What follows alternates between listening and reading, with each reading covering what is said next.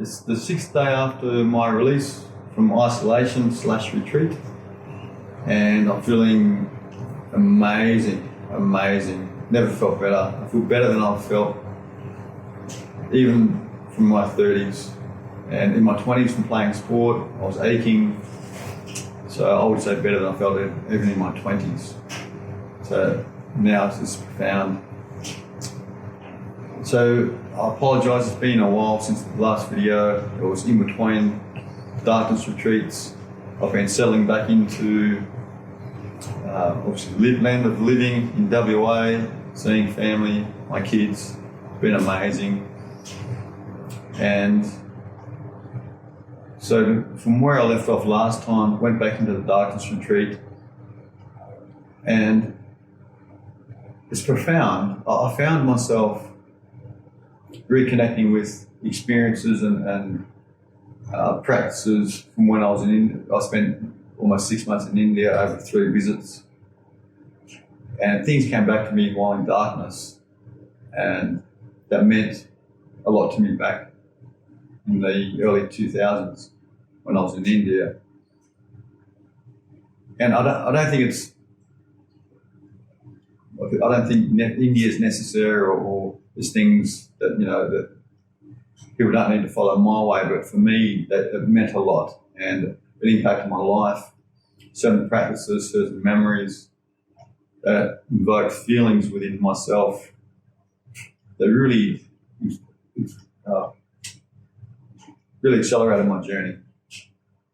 And I found myself reconnecting to that, and inspired me to go even more deeply into heart, into myself. It's like certain resonances of certain practices. When you tap into that, it enhances experiences, it enhances meditation. So I found myself drawn into that for the second half. As I've mentioned before, regarding mantras, it's just I am love. It's the sentiment, it's the feelings, it's created the momentum in doing practices or mantras or repeating phrases or so that can be uplifting, that can take you deeper into yourself. That's what's important. I found myself 2 nights before coming out of retreat, I started salivating a bit more. I knew I'd become attuned more and more to your body, to your feelings. I just found myself, I knew I was going to be eating soon. And I got to the point where I was drinking more and more water. I found I had a bit of wind, like my stomach a bit bloated, like I wasn't quite sustaining myself with water like I had been. And the night before the morning that I was released, I hadn't been hungry for such a long time, even before the fast. I find that often we eat because we think we're hungry or we're looking forward to the taste of a certain food, but when you go beyond that, often we're not even hungry. And for the first time, I felt a hunger like I've never experienced before. I was ravenous the night before, and I had fruit on standby. And to resolve my hunger, and while in darkness and in silence and in meditation, I kept getting drawn into my stomach. And I ended up pulling myself out of the darkness retreat the evening or so of the night before to distract myself from my hunger, and it worked. I made a choice to eat organic, breaking through from this fast. I wanted to go as natural as possible.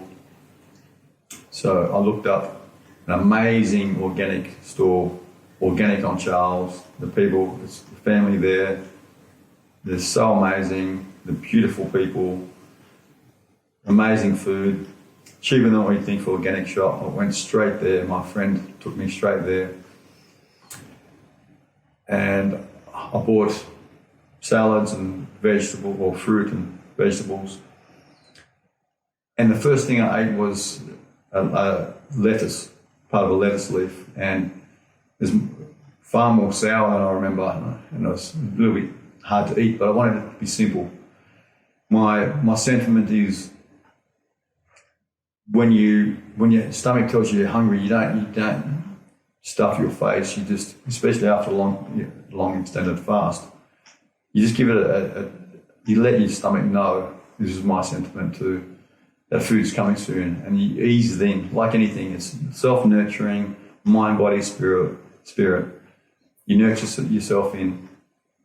So I had the lettuce leaf, or part of one, and then I picked the smallest organic strawberry I could find, and bit into that, and it was like a divine light shone down, and the music, and there appears the perfect strawberry, and I almost broke down. It was such a divine connection. It blew me away, and I had to pause to eat it. It was divine. It was the greatest thing ever. And that was my first meal. And an hour later, I got hungry again, so I ate another strawberry, another tiny one. An hour later, I had my go-to after my fast, organic prunes, juicy, amazing organic prunes, just to bring about bowel movement, because it's important, I feel, sooner rather than later, to get your body, get your stomach and everything going again. So I had one organic prune. A little bit later, I had a tiny, tiny organic apple, and just every now and then, only when I was hungry, only when my body said, okay, next, what's next, I'll just have something tiny again. And that led me to the evening where I had some mashed potato, some vegetables, steamed vegetables, and that was it. And I felt like it was the first time that day that my stomach was sustained, where it was off my case for a little bit, not that it was heavy, off my case a little bit, that I wasn't craving food. So it was almost the whole time. And there wasn't a great deal of food there anyway, but that I felt whole in a way. I felt like I was satisfied for the first time that day. The next day was very similar. And the end of, I bought some fruit that I like. I love organic nasi pears. And I ate a tiny one on day 2, the second day, in the afternoon. And that was followed by organic pumpkin or mashed pumpkin potato. So organic mash, I feel, is a great way to come back in the evenings. Not a great deal though, but it sustained you. I felt it sustained me. And that was for the next 3 days. That was how I ate, incorporating a little bit more fruit, a little bit bigger size fruit, but still pretty tiny. And by day 4, on that, when I eat things or even bring in a different fruit, if it's too sugary, just don't eat it. I'm paying attention to my body the whole time. I'm seeing how my stomach feels. I'm making sure that everything feels good. And for the first day or so, it takes a while to come into your body. And you become very sensitive. You pay real close attention to how your body is responding, how it's working through things. And if you're doing it well, you won't take long to process, and then you're hungry again. So by day 4, in the evening, I had some smallish salmon with some mash and some veggies. So mash and veggies are the key thing. And throwing in some salads here and there, but tiny. And I feel now on day 6, I'm almost a full vegetarian diet. So obviously everything I eat, my body works through very quickly. I've had some fish, which is salmon for myself, which I've always enjoyed salmon. Don't have a problem with salmon. I haven't had any dairy products yet. I'm not in a hurry to get back to that. I don't feel like I need it. I haven't had any meat. Not looking for meat or anything like that. It's not going to be the same for everyone, but I just feel if I'm not craving it, why eat it? And I feel we must listen to our body. And if we crave something that we're not sure about, just make sure take, as I said, little bits. Don't take big chunks. Don't stuff yourself. Just pay attention to your body every step of the way. Pay attention to your gut. Pay attention to how you feel in the morning when you wake up. Pay attention to how you feel towards the evening. If you feel a bit full, ease up, eat something very light or not at all before you go to bed.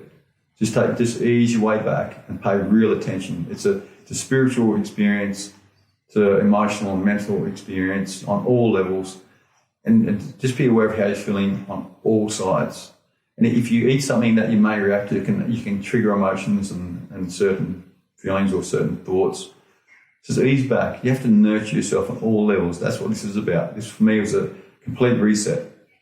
And I found on the first day, which is very interesting, I had a bowel movement every day. Today and for the last couple of days, I have up to 2 or 3 a day, and it's very easy. There's no pushing because there's nothing rotting in my stomach. It's just nice and clean. It's effortless, you could say. But my first bowel movement was just after 9 o'clock on the day I came out of isolation. And it had a feel of like a baby's poo, actually, a little bit sort of sticky almost, which I found was interesting. And that was only that one time, because that was the first time I've had a bowel movement since day 8. So from day 8 to day 39 that evening, that was the first time. And the other thing I experienced was within my gut, I just felt it needed a full cleanse. That was my intention all the way through this. And so going back to some of the experience, this is obviously I filled in up until pretty much today with regard to diet. But going back to the experience, when I came out of the day I came out and came outside in Perth for the first time in 14 days, I felt so sensitive to smells. Because in the room, you can't open the windows, air conditioning, you breathe in air conditioning, or just the air in the room. And I felt like a dog, like I wanted to pee on a post and go for a walk or something by my master. I felt attack other dogs. I felt that's how my senses were anyway, at the very least. I could smell so many amazing exotic foods, and it was around lunchtime. But then I could smell the fat and the fatty foods being cooked amongst it, and it really is potent, and I thought, I've got to get out of Perth. It's just too much for me to bear. You become that sensitive, you become so attuned. It's just absolutely profound. So enjoy the experience and pay attention. And from where you go from there, you can really reset yourself. I feel like I've been reborn. And my stomach before the fast, I just felt I didn't have any, people have worms and all sorts of things coming out during these times, and maybe during the juice fast it's accentuated more, exaggerated, but I didn't have any of that.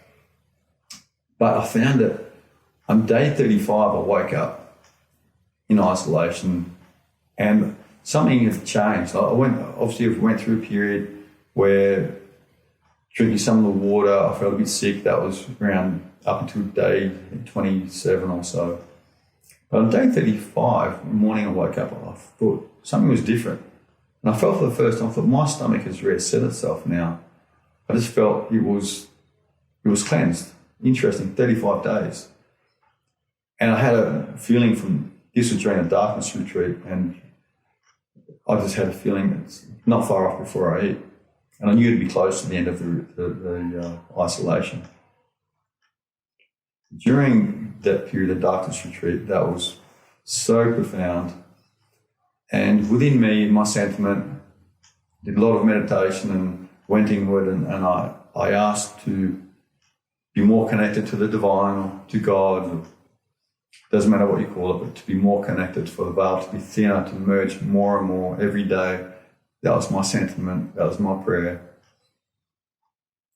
And you just feel so hurt. You feel so, oftentimes I just sort of roll over the bed because I felt like I was so hurt, and I had to process the transference of energy on a level. And there were moments where I just laid there and I felt a vibrating on all levels to the very essence of my core. And I felt such a deep love for every fibre of my being, every bit of vibrating, energetic aspect of myself, which is from my body and beyond. I felt the utmost love for that I can barely explain. It was so deep, it was so profound. I felt like I was reborn on so many levels. And I've been following spirituality and awareness for pretty much my entire life. We all feel different callings to different degrees. And I just felt like during this period, merging with the fast, the Vipassana, the darkness, the meditation in the pyramid, it just led to a point of such unconditional love, I feel, and I softened even more so during this period, and it's profound. I just feel we don't need to fight our mind, we don't need to fight our emotions, we just need to let go. This is my experience, that's all I have to go on. And I feel you can get so in touch with yourself, you can become so connected. And the more connected you feel, the more you connected you want to feel, you want to discover, you discover a yearning, and it just draws you in. And I think everyone should experience that. It is so beautiful. That's what it's all about for me.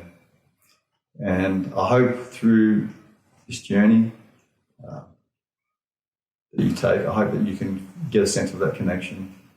I hope it can inspire you to discover how amazingly beautiful you are.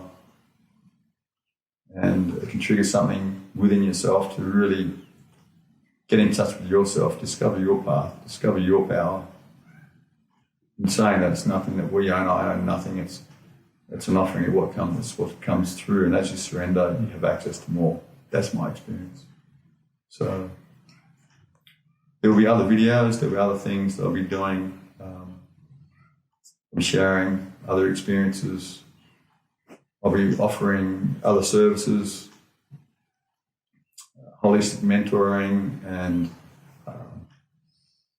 just my passion is to help you get in contact with your own intuition and encourage you to trust yourself and discover yourself. And it's not about finding my path, it's about finding your path. And it's all good that there are many people out there, some people aren't into what I'm into and may not like who I am. I've had controversy over the years as well, and I've had challenges with people, and that's all fine. So if you're not into what I'm into, then by all means, find your own way. Everyone goes where they're drawn, and that's everyone, including myself. So welcome to those that are embarking on the same journey, and if it's for a short period, let's enjoy it together, and if not, it's all good. So I wish you well, wish you happiness, and till the next video, take care.